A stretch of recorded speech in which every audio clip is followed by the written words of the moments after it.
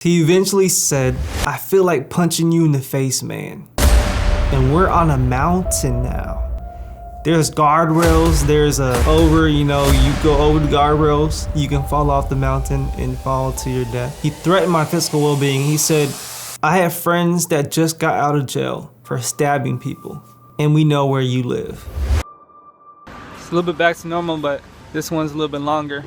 And I'm gonna go back tomorrow to see if I could move it anymore, but it's like my whole left side of my face, can't feel a thing. My recovery was a painful process, but my wounds eventually healed. And these clips, I believe, are important in my testimony. It's actually showing you, it's amazing that God put all this together. I kept all those videos. Once you put a video on YouTube, it can be there forever. If you wanted to, you can delete it, but I kept them for a reason, for this, the testimony. Show you exactly where I was in my past, and you can see exactly, instead of just telling you, voicing it in a testimony, I can actually show you. So these are all just showing you the story and making the story just better. So back to the story though. Right after the crash, a fellow cult member sent me a couple $100 in my PayPal. Guess he felt sorry for me. I received that. He became my mentor. He actually ran a really successful channel and was an entrepreneur, making a lot of money. I think probably over 100 grand a year in profits just from this online business he created. I want to be at least as successful as he was, and we'll call him Mr. L. Once Mr. L gave me those hundreds of dollars in donations, I was like, I didn't even know how to accept it. I was like, man, I wasn't expecting that. Because I had on my video, donations are accepted. I was not expecting hundreds of dollars in donations from one person, but he gave it. I mean, he obviously had money. And I said, man, I don't know, how can I accept this? And I feel like I have to pay you back. He was like, look at it as an investment. So he was actually reaching out to me to mentor me, and I was like, okay, I accept the mentorship. I asked him to give me feedback on my videos. He was into YouTube, he did YouTube videos himself, and he had a successful business too. Did talks, and I'm gonna show you a quick clip of him giving a talk in Chiang Mai at a conference for entrepreneurship. I've always loved cameras and videos, so I'm not here saying that everyone needs to start a YouTube channel and you should all start making money from videos, but some of you, maybe that will be right. Maybe you are passionate about video, you like being in front of the camera, or you like being behind the camera, or you just like making movies and telling stories. Video is just that extra level, stimulating and engaging. The digital world, YouTube. Exactly. He has YouTube everything. Yeah, man. Wait. Boom. YouTube notebook. The YouTube, she has a YouTube pen. And The YouTube backpack. Guys, maybe I should get on that level right there. Okay, moving forward, my mom called me one day after the crash, and she called and informed me that she got a potential job offer overseas in Okinawa. She works in civil service for the government. She was like, I'm probably gonna get a job, it's a good chance, and I'll let you know if I get it. And I was really happy to hear that news because I was always a big fan of Japan. Also, I just went through a bad crash. I needed some rest. I kind of wanted to get out of Thailand because I was constant grind there, just cycling everywhere and stuff like that. But most people, they thought I was on vacation when they saw me on Facebook, but it was not like that. I was broke. I wasn't really having too much fun. I was just over there just trying to make it entrepreneurially, making these videos, these YouTube videos every day, hoping my YouTube channel will grow enough to where I can actually make some good money with YouTube. And I wasn't living comfortably. I was living in hostels a lot for the first part, maybe the first 2 months. I was living in hostels, really cheap. I think one place was literally $5 a night I was staying at. $5 US a night, amazing. In terms of price, but I mean, it's not the most comfortable place to live. Sharing bathrooms, bunking with people, you're sleeping in the same room with everybody. No air conditioning in some hostels. I remember one hostel, maybe multiple hostels, I had fans. They just had fans going, no air conditioning. Yep, it was multiple, no air conditioning. Yeah, just, big, a shower room. You gotta wait your turn to take a shower, go anytime you want. Some hostels were better than others, but Wasn't living the most comfortably. Later on, I actually was kind of like an apartment basically, but I could not afford the lifestyle that I wanted to live overseas. And what was really getting to me was seeing other people in the cold. I was getting envious of seeing their lifestyle, how they lived overseas. They could get whatever they wanted. They could, like the bicycle situation, like these bicycles that are for cycling, they're called road bikes. The ones that go really fast, at least. They're used to do like time attacks and go down the mountain, go up the mountain the fastest. They're called road bikes. Some of these road bikes cost a lot of money, even over $1,000, thousands of dollars, some of them, to get the nicer ones. I couldn't afford the nicest road bike. It was like a hybrid. It was a road bike mixed with a regular bike, but it still served its purpose. And I still used it as a road bike. It was good enough to use as a road bike.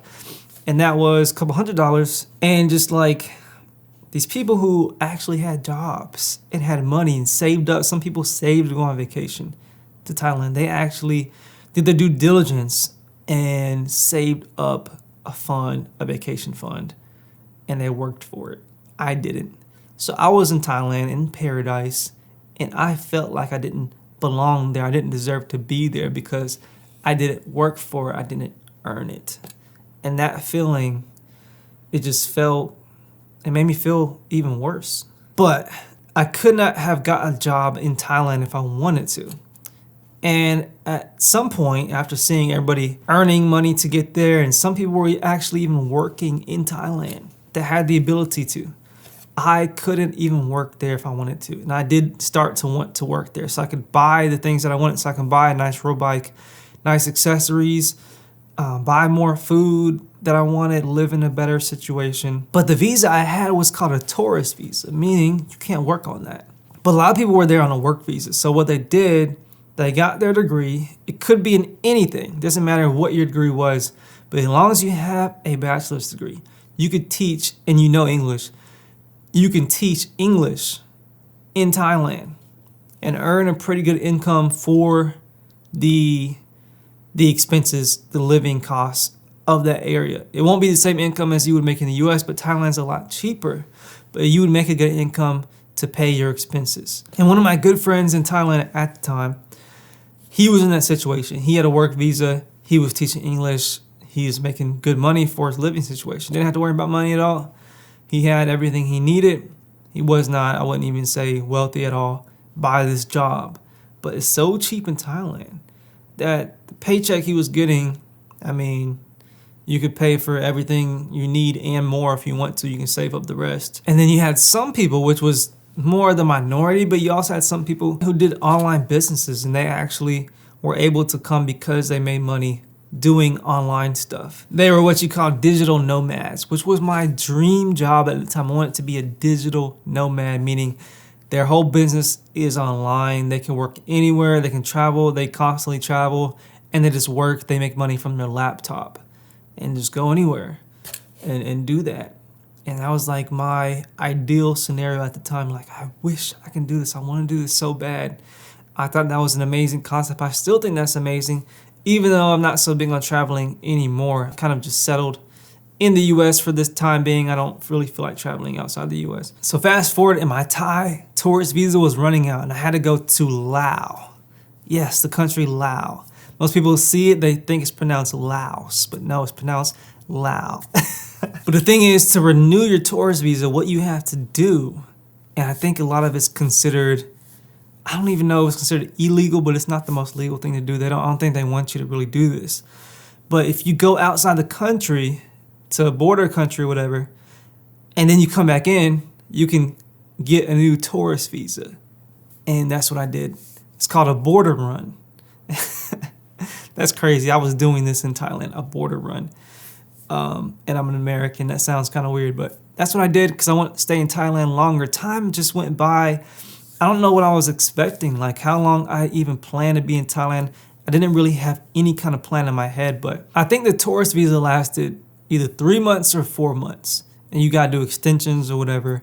But my extensions ran out, so I had to go do the visa run to get a new tourist visa. So I did the Laos trip. Here comes God's grace again. I meet an English speaking person on the bus because nobody else was English speaking. I'm going to a foreign country, Laos. I think Vientiane, Laos. It's a communist country, so it's a little bit intimidating. When I got to the border, they had these people with AKs strapped across their shoulders and their chests. So yeah, I meet this English speaking person on the bus. There was a girl who I met who I didn't even know.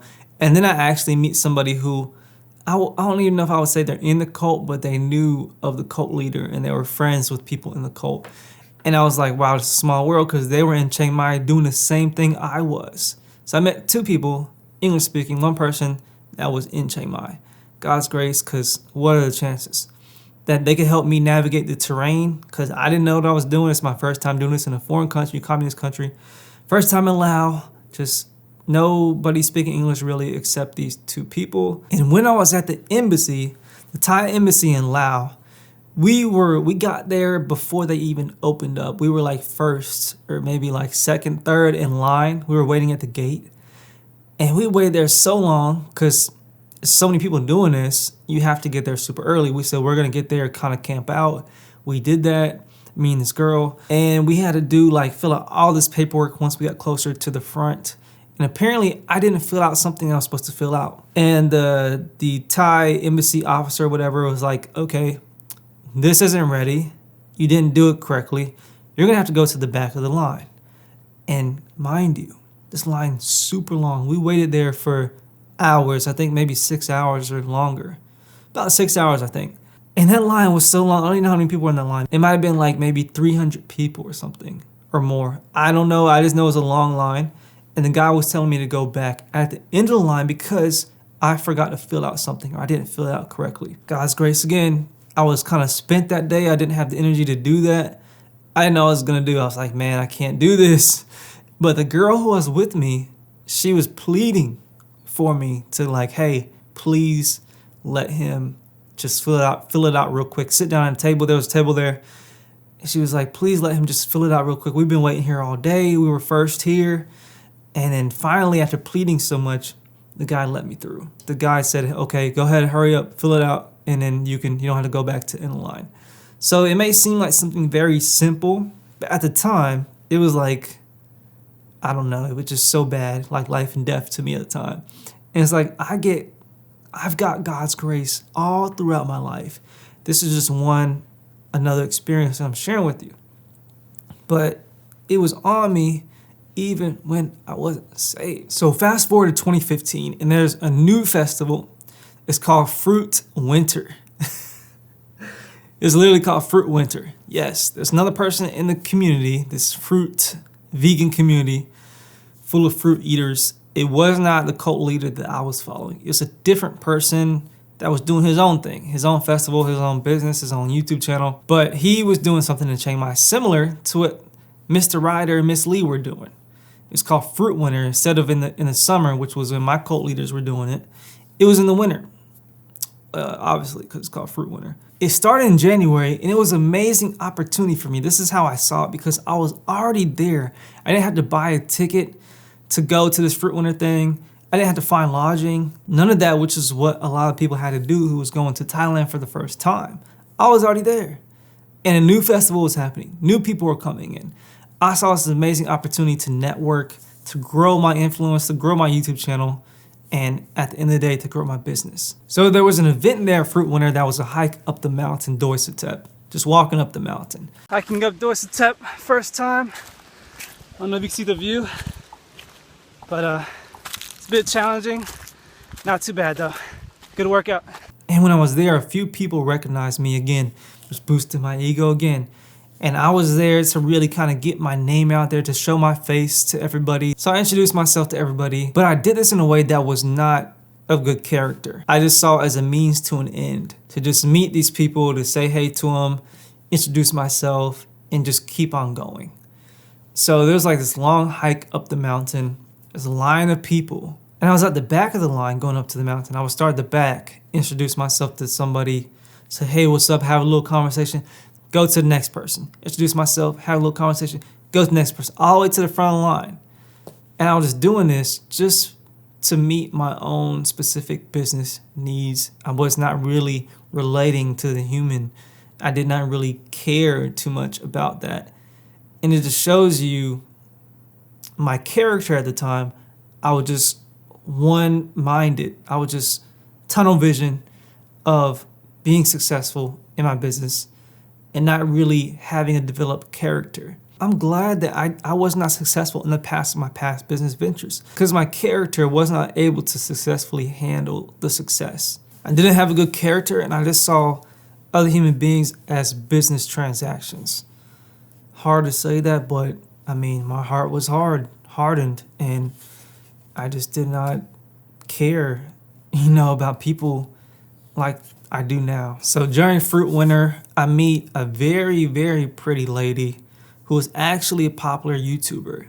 Was famous, so I'll consider YouTube famous. So this vegan lady, I think she had more subscribers than both of my idols combined. And I'm pretty sure that intimidated my idols. I saw this as a major opportunity. So she was pretty and she had fame. And like my fleshly side that wanted to fulfill, the desires of a man, that was intensified. And then my desire for fame and success and riches was intensified. Because here you had a beautiful lady, attractive, and she's famous. And you'll see a repeated scenario, a repeated cycle in my testimony of women, me being attracted to certain women and it messing me up, it ruining me. But this is just another example of that. So I was at somebody's house in Thailand. They were renting a house. They let me come by. And Miss J, which is the woman who I'm referring to, we'll call her Miss J, the famous vegan lady who's attractive. She was there with her friend, which was also attractive. So I was there with two beautiful, attractive ladies. One of them famous. And it was essentially just me alone with them. So I was like, oh my gosh, like this is the best opportunity ever. I didn't know what to do with myself. And then the guy who was renting the house said, hey man, you should go to the park with them, because he was doing something and he was like, okay, you should go to the park or go for a walk with them. And I was like, okay, yeah, let's do it. That's what I want to do. That's what I need to do. Let's do it. I'm so happy. Let's go. So I was just talking, trying to be cool, trying to keep cool. We ended up going to this park. And Miss J, she was the one asking me the most questions. She was asking me questions about, I guess, life in general and everything. And we talked. We had a good conversation.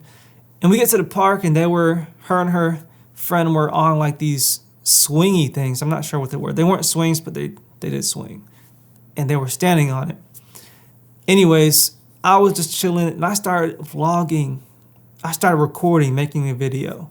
First of me. And then I decided, hey, I need to get them in the video. Why? I guess my unconscious mind was like, you need to boost your clout. You need to show YouTube that, hey, you got a famous girl in the video and you got two beautiful women in the video. So I think that's what my unconscious mind was thinking. My flesh was thinking or whatever. And so I didn't even ask their permission. I started to record them a little bit. Not too long, but I did record them. I just look back on it and see it was so cringe. I mean, I was just hanging out with them.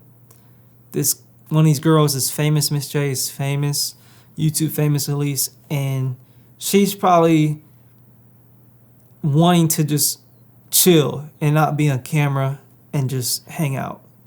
And I even asked their permission. I just start recording.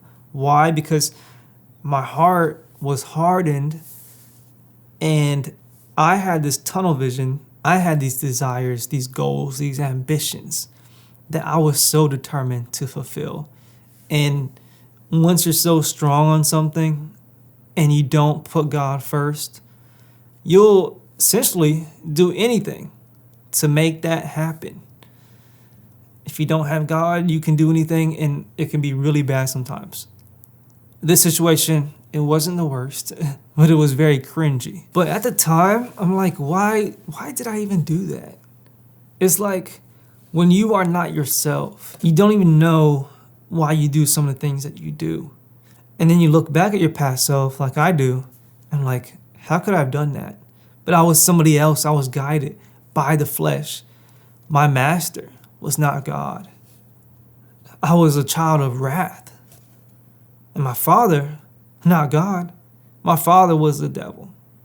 Like, honestly, that's how it is. You're either a child of wrath or a child of Satan, or you're a child of God. Yes, God created us. We're all made in his image, but you don't truly become grafted into his family when you're born. You have to be born again to become grafted into his family, to truly become a child of God. And in the past, I was a child of Satan. And that's why I did these things that I did that doesn't make sense to me now. I was attracted to this lady. I eventually said, I need to ask her out. Because, hey, if I start dating her, number one, she's attractive. That's going to boost my ego to be with an attractive woman and to get with her and, do sexual things or whatever. And also, she's famous. I get to kill two birds with one stone. I get to satisfy my sexual lusts. I get to be in a relationship with a famous person, which would make me famous, which would boost my income, grow my business, whatever. So later on, maybe a month or two later, I meet her at this vegan restaurant we all go to, and I was in my cycling gear, and I asked her out at the restaurant in front of everybody. Not everybody's seen it, I don't think, but she was there. I walk up to her in my cycling gear, which is not an attractive uniform. Probably not smelling good, sweaty or whatever. My cycling uniform. I'm gonna show y'all a picture of what that looks like, cycling uniform. But I walk up to her in that randomly at the restaurant, and it's so cringy, oh my gosh, looking back at it. Probably in the restaurant for over an hour, gathering up the courage the whole time, thinking about doing this. Finally did it, asked her out to dinner or something, and she denied me. So fast forward a little, and my mom actually did get the job in Okinawa, Japan. And it was just really nice to get a break from Thailand, all the chaos that I was experiencing, being on my own there after the crash and everything, and just being under the motherly care of my mom. So one day, my mom just started breaking down, crying. And she explained to me she took the job in Okinawa to be closer to me. And that hit me really hard. Even though I had a hardened heart at the time, I still felt guilt. She said she was worried about me. And the main reason she took the job in Okinawa, Japan was to be closer to me. Because Okinawa was a lot closer to Thailand than the US. And it wasn't that hard to get a flight from Chiang Mai to Okinawa, Japan. The flight wasn't that bad. The price wasn't that bad. Nothing like that. God's grace again.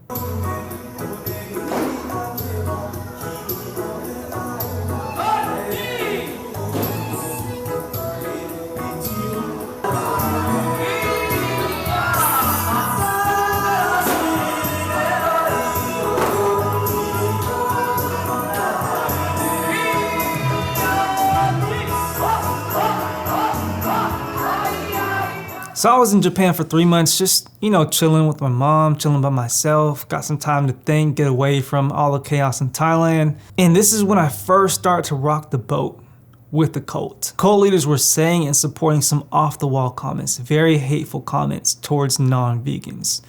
And this comes from the idea that meat and dairy are destroying the planet, which a lot of documentaries and everything are saying. I'm not sure how true that is. But even if it is true, it doesn't justify hate towards non-vegans. And Miss Lee also said something almost verbatim. It might be verbatim. She said, if you are a non-vegan, you don't deserve to live on this planet. She literally said that, y'all. I'm sorry. But to me, it's a really funny comment. And I actually trolled Miss Lee on this later. But I first tried to come to her with some kind of logic. And this comment is what initially gave me the motivation to actually speak out and say, hey, y'all going a bit too far on saying stuff like this. I was genuinely trying to influence the vegan movement to go further. I wanted the world to go vegan. I was the evangelist for the vegan cause. And I thought comments like that, saying stuff like that from Miss Lee and Mr. Ryder would not help our cause, but would actually hurt it. So I had to vocalize it, and I did it publicly. But around this time, there's a well-known animal rights activist. His name is Gary Yourofsky, and the cult leaders supported him and his statements. And they were actually using Gary Yourofsky to support what they were saying, the statements that they were saying, such as non-vegans don't deserve to live on this planet. But Gary Yourofsky is very controversial, which is not a bad thing in and of itself. Jesus was controversial. But Gary Yourofsky, very hateful man. And I'm gonna read to you a quote from an article that he did called Animal Rights and Ethical Veganism by Gary Yourofsky, published in the University of Southern Indiana newspaper, The Shield. And these are not my words, these are his words. And some vegans actually think like this. It's scary. But this is what Gary Yourofsky said. I'm gonna read this word for word because you need to hear this. You need to hear how some vegans actually really hate non-vegans. Okay, he said, deep down, I truly hope that oppression, torture, and murder return to each uncaring human tenfold. I hope the fathers accidentally shoot their sons on hunting excursions, while carnivores suffer heart attacks that kill them slowly. Every woman ensconced in fur should endure a rape so vicious that it scars them forever, while every man entrenched in fur should suffer an anal raping so horrific that they become disemboweled.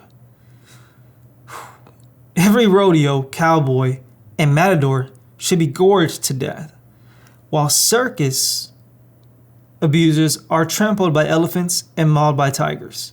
And lastly, may irony shine on its esoteric head in the form of animal researchers catching debilitating diseases and painfully withering away because research dollars that could have been used to treat them was wasted on the barbaric, unscientific practice of vivisection.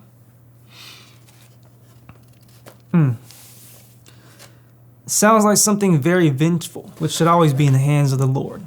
As Christians know, this guy is full of anger, rage, and hatred towards non-vegans. And even vegans, he actually hates all humans.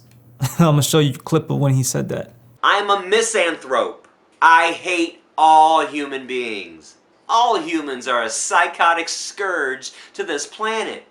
Whites, blacks, men, women, heterosexuals, homosexuals, Republicans, Democrats. I even hate vegans.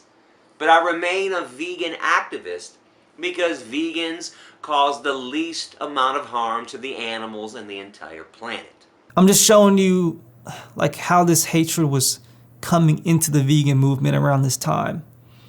Think in 2015 time frame. The cult leaders were riding on this hate wave and promoting basically that non-vegans don't deserve to live. I mean, you don't deserve to live on this planet. I mean, it's almost saying they deserve to die. Not every vegan's like this, but some are. So the more I saw this hateful mindset in the vegan community is the more I wanted to speak out about it because I knew it was not going to help the vegan cause. And one day I gathered up the courage to call out Miss Lee after an adrenaline-filled bike ride. I got on this bike ride, was thinking about it in my head like, okay, I probably need to call her out. I need to call her out. I need to call her out because it was just getting worse and worse and worse. The videos and the ideas she was talking about.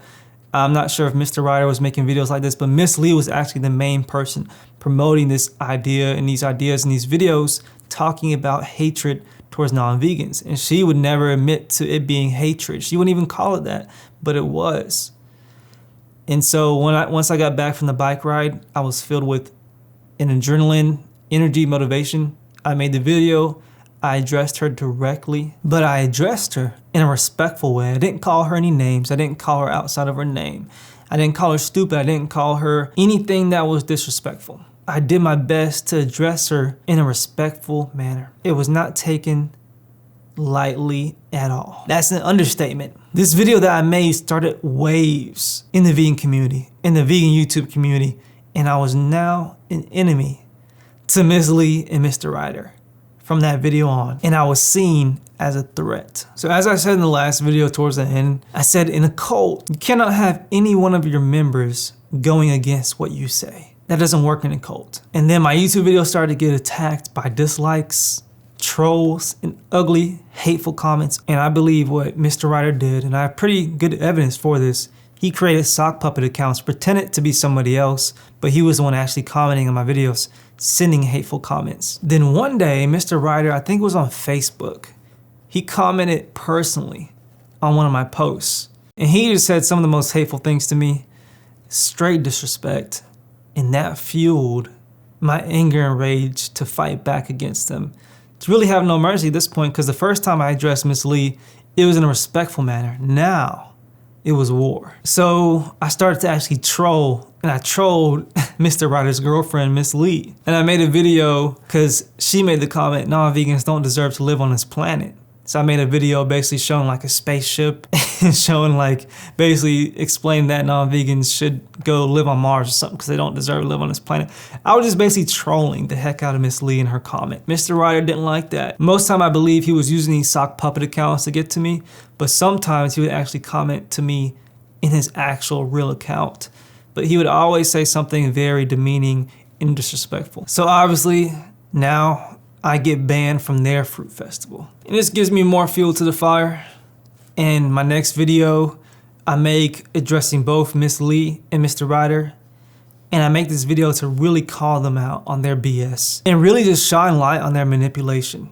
Because I found out some things about them personally that I took screenshots of and everything, comments they said or whatever, and comments other people said. I screenshotted everything, kept it, and put it in the next video to kind of destroy their reputation and what they're trying to do, their movement. Because they came at me disrespectful, I got my ammo and I put it back at them. And it was just a war basically on YouTube. So this video that I made was my most viewed video on YouTube on that channel. And it got 20 something thousand views. Even though it wasn't like, you may think that's not that many views, but it was a lot for me. And it was enough to make a big wave in that cult vegan community that I was in. It started to make major waves, meaning the video that I put out there gave other people who had a problem with them too, gave them courage to start making videos about them and saying, hey, I disagree with them too, all of that. So my video was very dangerous and harmful to what they were trying to do because I started something with that.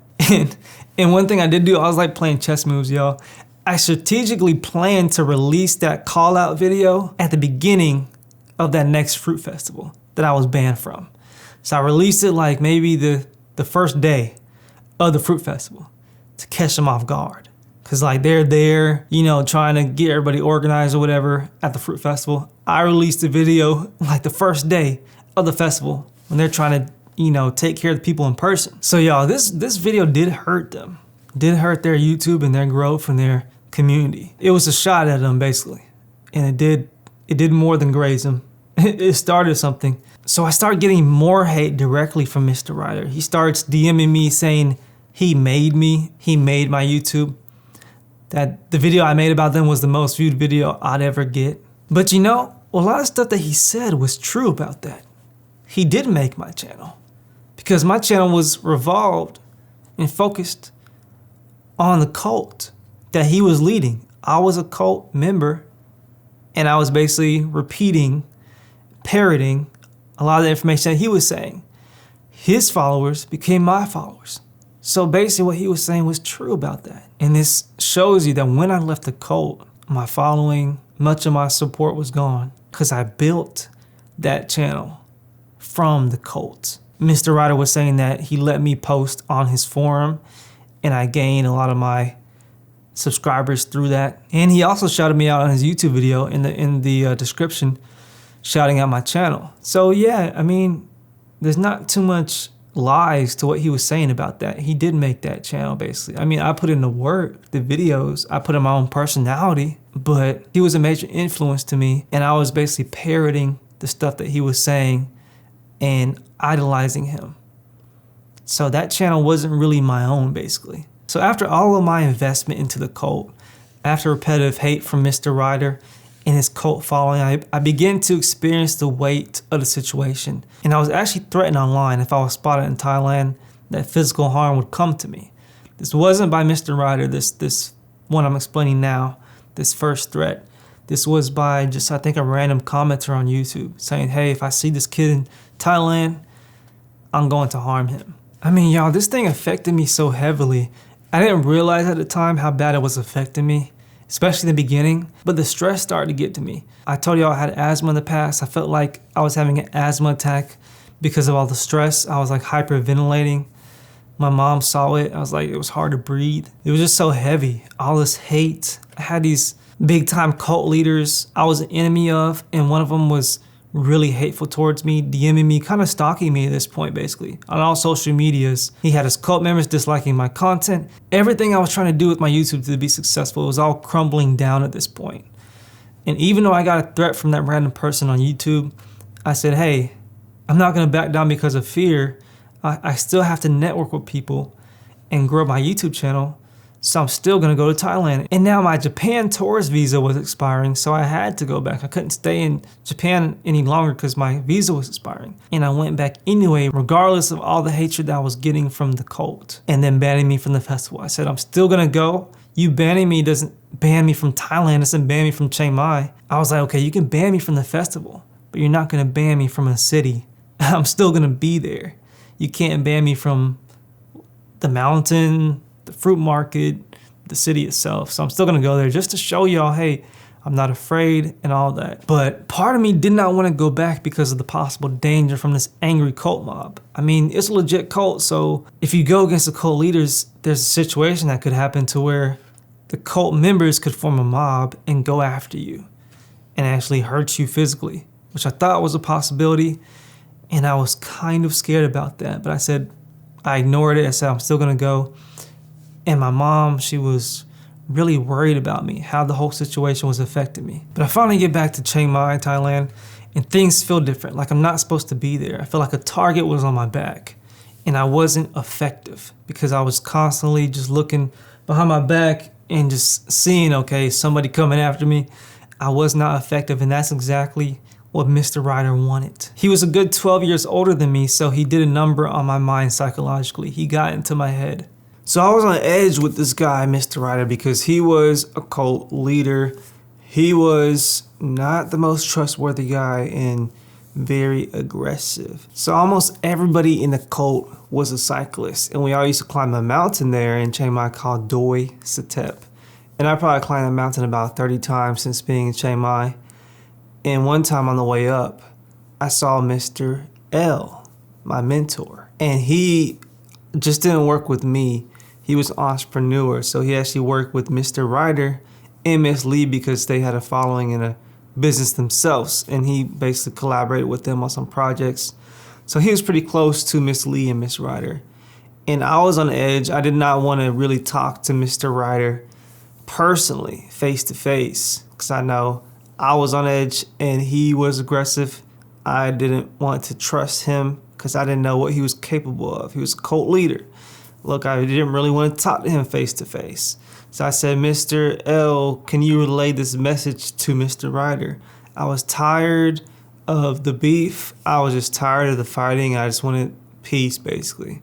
So I said, Mr. L, can you relay this truce to Mr. Ryder? And hear me, this is what he said to me.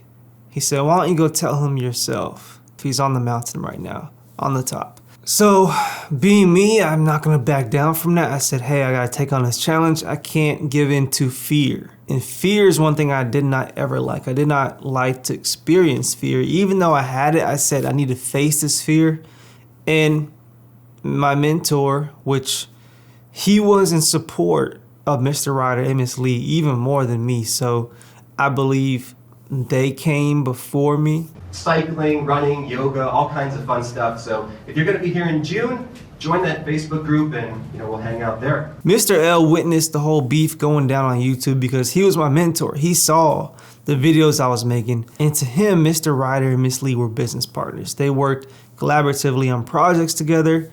I'm not sure if he liked them as friends. Maybe so. He acted friendly towards them, but it was like conflicting. My beef with them and him as business partners with them.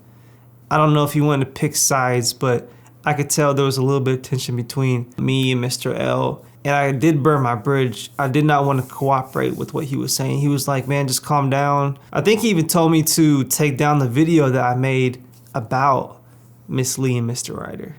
And he was just trying to get me to stop this drama, this beef, and I wasn't having it. But anyways, I see him on the mountain and he's like, hey, go talk to him yourself. And I'm like, okay, I'm gonna do that. I'm gonna do that. I'm not gonna give in to this fear.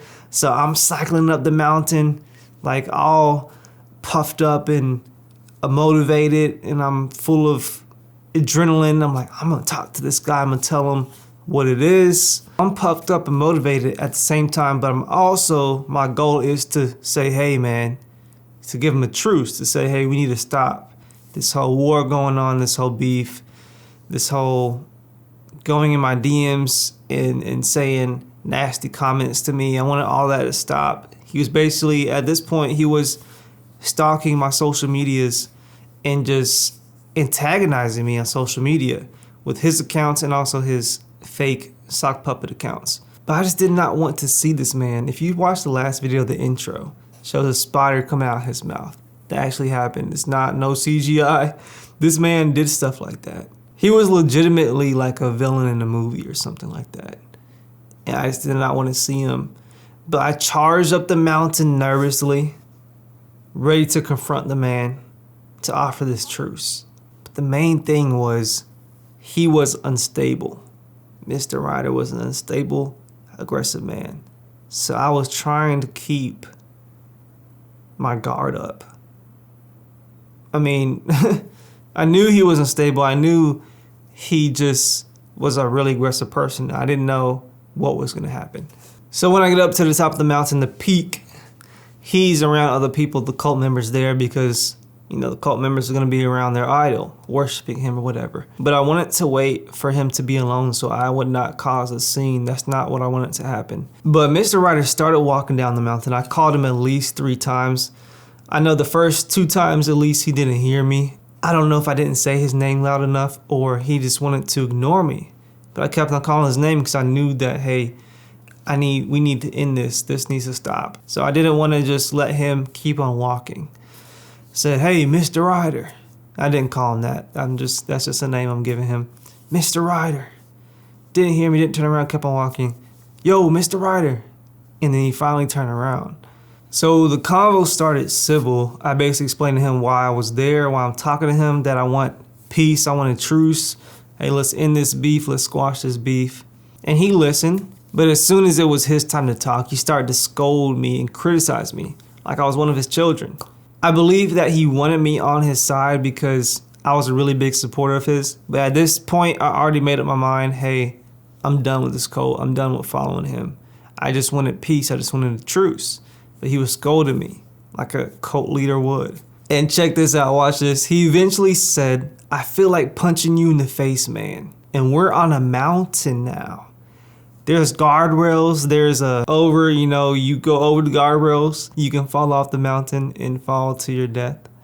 It wasn't like a straight cliff drop, but it was a drop. Oh, thank you, Jesus. I was near the guardrails when he said this. Look, it wasn't funny at the time. It wasn't funny at the time because I was legitimately scared for my life. But he was like, I feel like punching you in the face. I was right near the guardrails on the peak of a mountain or near the top of a mountain. And I said, okay, let me scoot on over a little bit, move away from the guardrails, because if something actually goes down, I ain't trying to die right now. So eventually Miss Lee, she's cycling up the mountain and she sees me and Mr. Ryder talking. She gets off the bike, walks up over to me and Mr. Ryder. She knows all of what's going on because I've been making videos about her. I've been calling her out. She walks up to us and now I'm being double teamed. Like, they're both scolding me at this point. And my whole goal was to talk to just Mr. Ryder and to just offer a truce and it be done. But now they're both talking to me. I'm the one just listening. They're scolding me. I feel like a little kid just sitting there listening to them scold me at this point, disciplining me. They're basically trying to discipline me because it's a cult. And I was a devoted cult member. They're trying to keep me in line. They're trying to get me back in line. I had already made up my mind. I said, hey, I'm done with this. They might not have known that. They were trying to, I guess, stop me from fully going away from the cult. They were trying to discipline me, scold me, saying, hey, man, like, why are you doing this, and all this kind of stuff. Because I really believe that they continually wanted my support. They didn't want me to stop supporting them because I was a good and big influence for them to keep their cult thriving. Because in a cult, you need supporters. You need really good supporters to keep the image going that these cult leaders are amazing, you know, godsends of a person. So when Miss Lee was coming up the mountain, behind her were many cult members cycling behind her. So when she comes up to me and all the cult members see us talking, a lot of them have seen the beef that I was talking about, Mr. Ryder and Miss Lee, and they've seen all the beef and the drama that's going on YouTube. So like a lot of people are actually just standing there watching us talk, seeing like, I guess, the drama that might pop off or something that might go down. They want to catch it, they want to see it. Some of them actually had their phones out recording the conversation. And then one of the cult members come up to Miss Lee, and Miss Lee turns around like bothered, annoyed, like, hey, I can't talk right now, stop, I can't. It was kind of funny seeing that, but she was really invested into the conversation, I guess, because it was important to try to stop me from going out on my own to leaving the cult. She did not want that. Both her and Mr. Wright didn't want that. And I know that because of how they scolded me, how they talked to me. They even tempted me, yo, with some different things. They offered me some different things or opportunities. I wouldn't say they like promised anything, but they said, hey, if you basically get back in line, you can have all the sex you want. It's just crazy because when they were talking to me, like at this point, I was not saved. I didn't know God, but I could sense that something otherworldly was coming from their mouths. It didn't seem like a human conversation, I guess. And I even said this later on. It seemed like demons were speaking through them. This is me, not even knowing God, not Christian, making that observation, saying it seemed like demons were speaking through them. I mean, it seemed like something out of a movie. They were offering me like, I don't know if they offered me like, hey, you can be rich. They were just trying to tempt me with different things. Hey, if you don't leave this cult, if you continue where you are, supporting us, being in this community, you can have a lot of sex. You have opportunities for a lot of sex. You have opportunities to make lots. I believe they did offer money too, or not like offer me money, but say, hey, if you continue doing this, if you continue supporting us and being in this community, being supportive, you have potential to make lots of money, have lots of sex with all these girls. And I'm just like, at this point, I'm just like, man, I almost feel like I have the opportunity to sell my soul at this point. Them talking like that. And I'm just like, wow, what in the world is going on? I said, this is too freaky. I'm not going to just straight up accept their deal, but I'm not going to straight up deny it either because of how unhinged Mr. Ryder was. And he did threaten me. He threatened my physical well-being. He said, hey, I have friends that just got out of jail for stabbing people. And watch this now. Mr. Ryder said that his friends that just got out of jail, they stay in Chiang Mai, and we know where you live. My goodness, at this point, I was seriously tripping. I was tripping out. And I did my best not to reveal the inner fear, turmoil that I was experiencing. That, hey, my life is being threatened for real. My well-being's being threatened. I didn't know what could happen. I just know that if I did not do what he wanted me to do, I had a potential of harm coming to me. And hear me, I had a big ego. I did not like backing down from fights, but I was never really a fighter, like physically. I could fight in terms of debate, in terms of argument, but I was never really a big physical fighter in my life previous to this. So I did not want to end up getting in a fight with him or his out of jail friends. I didn't want to risk any of that. I seriously did not know what this guy was capable of or his freshly out of jail friends. I knew there was opportunity of him bluffing, but I still did not want to test it. So I took it. I played it safe, basically. He said, hey, just don't throw my name under the bus. Stop doing that. You've been throwing our names under the dirt.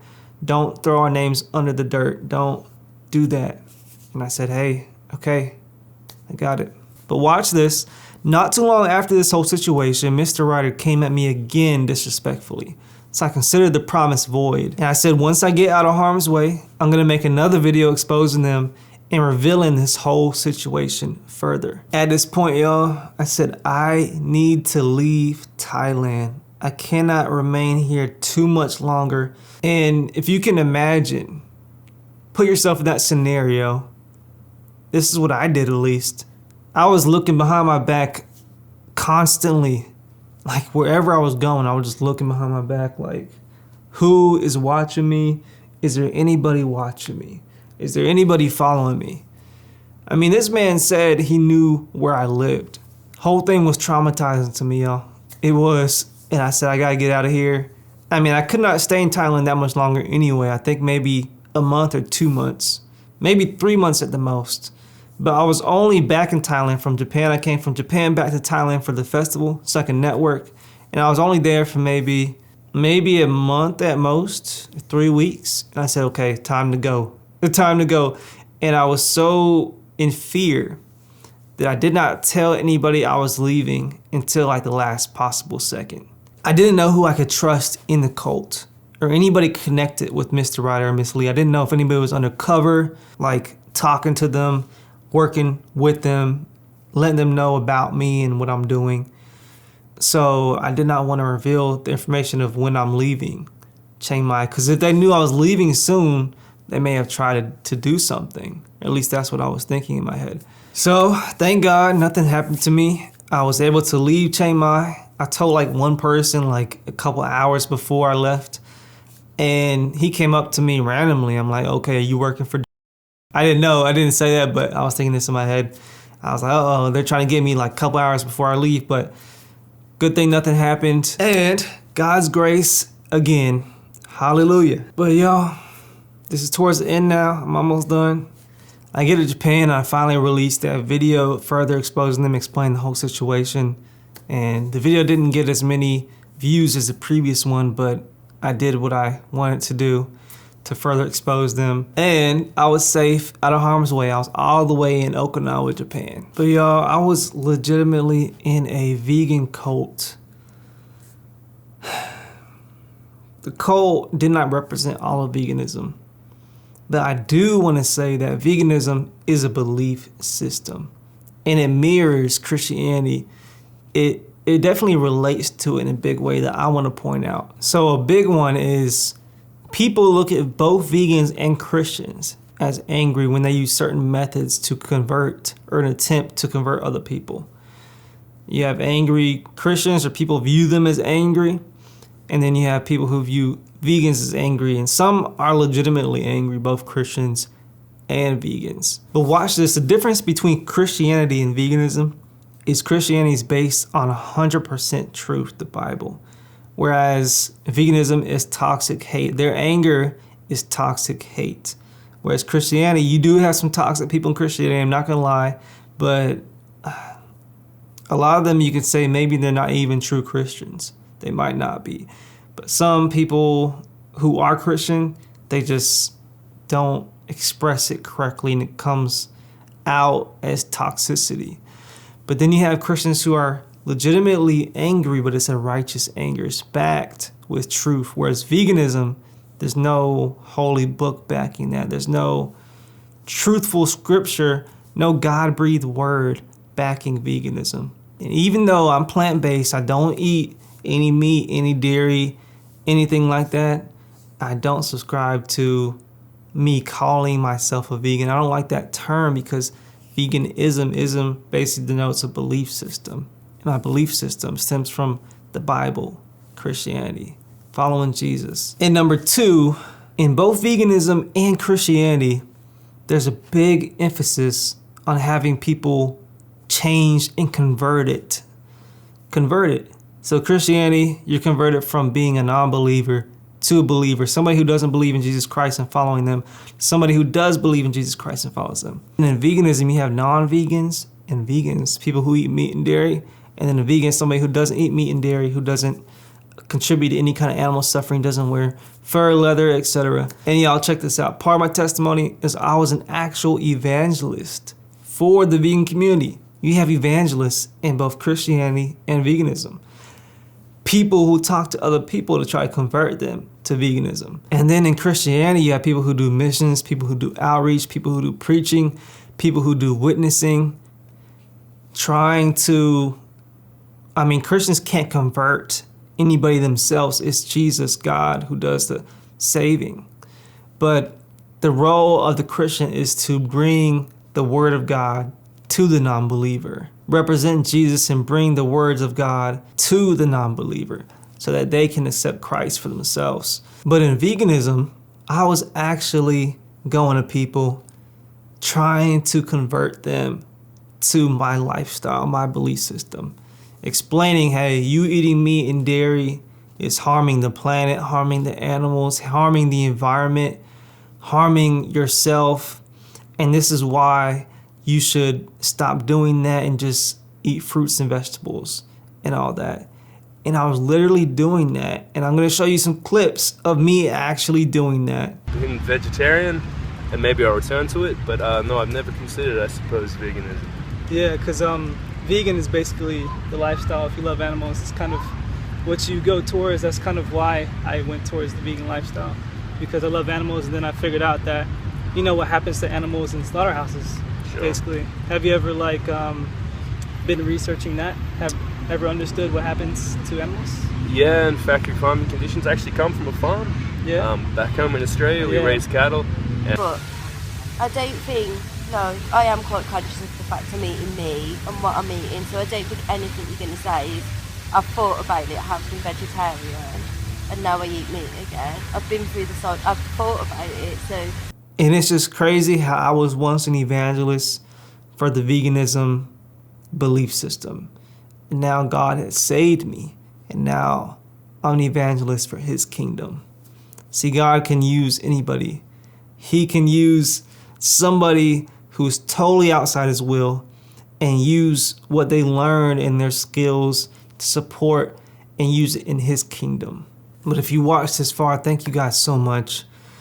Wow, this is a lot in this segment, but you're gonna wanna stay tuned for the next segment because my visa in Japan is ending.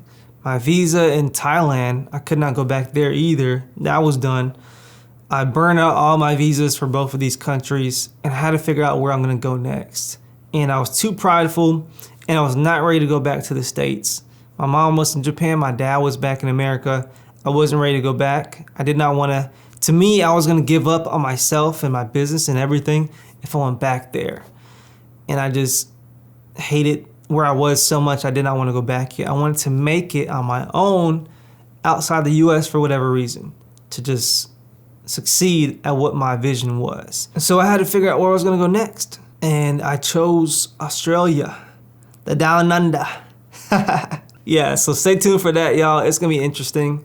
I was in the Down Under and it felt like literal hell.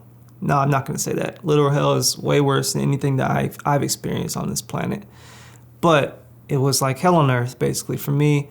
Super depressed, bad things happened. Continually bad things happen. You're like, a lot of bad things already happened to you, man. Yeah, some more bad things happen, so that's part of my testimony. Praise God, I made it out alive. I'm here to tell you about it today. So check it, I'm traveling the world at this point, y'all. Thailand, Japan, now Australia. So Australia, if you're interested in that one, stay tuned for the next segment. And until next time, signing out.